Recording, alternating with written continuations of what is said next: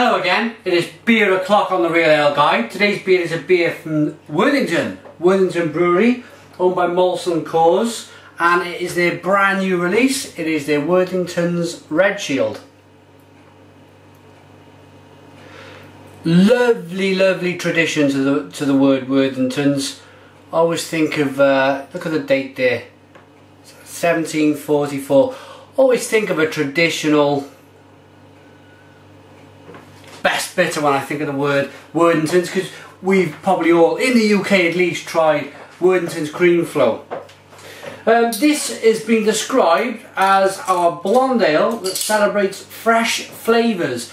And on the back, I've had a little read of this, talks about it being an English pale ale inspired by lighter tasting versions of more traditional IPA.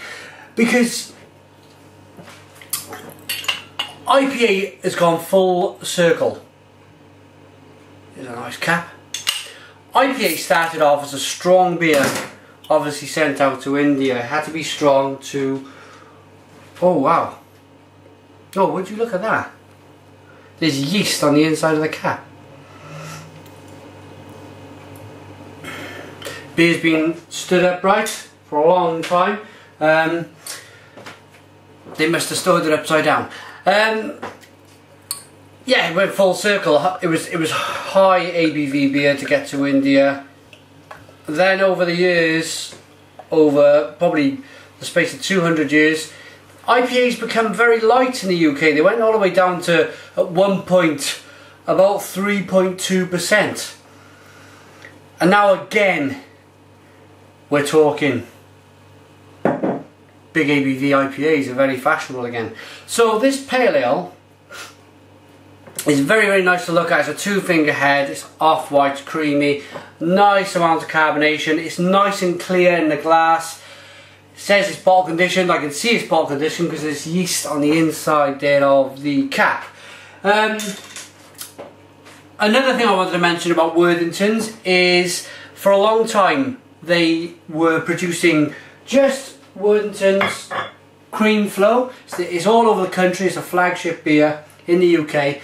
But then Molson Coors bought Worthington's, the brand, and decided to invest, I think it was £1 million in a craft brewery, where they're brewing these nice new styles of beer. So this is a brand new release. Let's get a nose. And it smells like a blonde beer, as well as a bit of a citrusy pale ale, because it's got a nice spicy note to it. Hints of lemon. I'm going to dig in. Cheers everyone.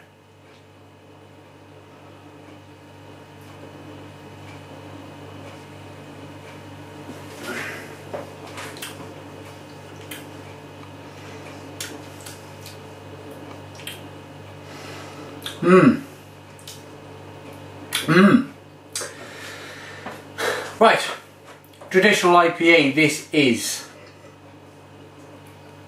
Very light on the hop side, but it's fruity, and it's very, very, I tell you what I like about this, is very, very malty. It's a bit of a malt bomb more than a hop bomb. And I do like a nice, cool, malty, kind of biscuity beer, and this is exactly what this is.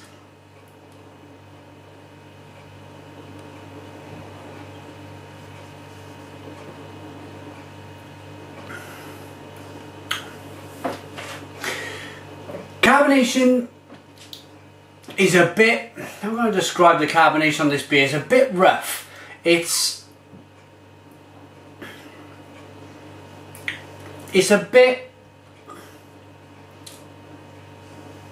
well, it's a bit overly carbonated. The beer, the CO2 is actually, it's not CO2, it's been bottle conditioned.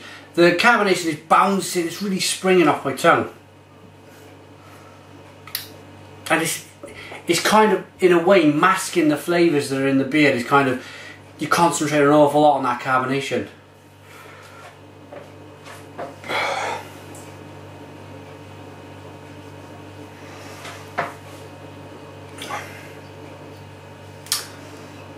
Okay, slightly hoppy. It's very biscuity. I do like that. then the hops return on the end for a bit of a kind of spicy lemon kind of episode. Yeah. 4.2% ABV using the classic Burton on Trent water.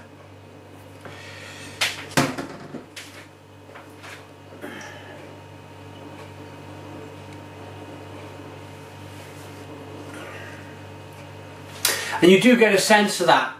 Every now and again I do like to talk about the water in the beer, because a beer like this at 4.2% is probably going to be 98% water, and you really do get a feel for the really nice, obviously it's not Burtonized because it's Burton water, but there's a lot of companies, if you're watching around Europe and around the world, there's a lot of companies who brew beer that actually is called Burtonization. They actually try and get their water to taste, I don't know whether it's soft or hard, I'm not sure, but they get their water as close as they can to Burton water, because it's very good for beer. Okay, Worthington Red Shield, 4.2%. It's probably molsoncoors.co.uk. I'm not sure this has got its own website. I'm going to give this bottle conditioned ale a rating.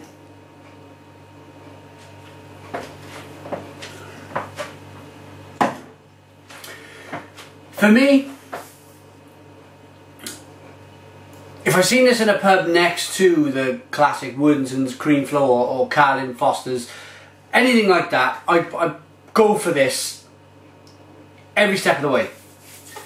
But then again, if I went into another bar and I seen this kind of beer up against, maybe I found a, by chance, Sierra Nevada Pale Ale or something on cast, and I'd probably go for that. It's not saying it's a bad beer. It's a little bit overcarbonated. They've explained this. It's a light hoppy beer. It's not meant to be a massive hop bomb. What I do like about it is I like my malty beers. There's some fantastic malty, sweet malt flavours in there. Kind of like baked bread, freshly baked bread. I do like that characteristic about the beer. So for me, it's going to get a 7 out of 10. It's a 7 out of 10 from the Real Ale Guide. Thanks for watching me. I'm looking for my remote control. Put your comments in the comments box. Subscribe if you like. Cheers.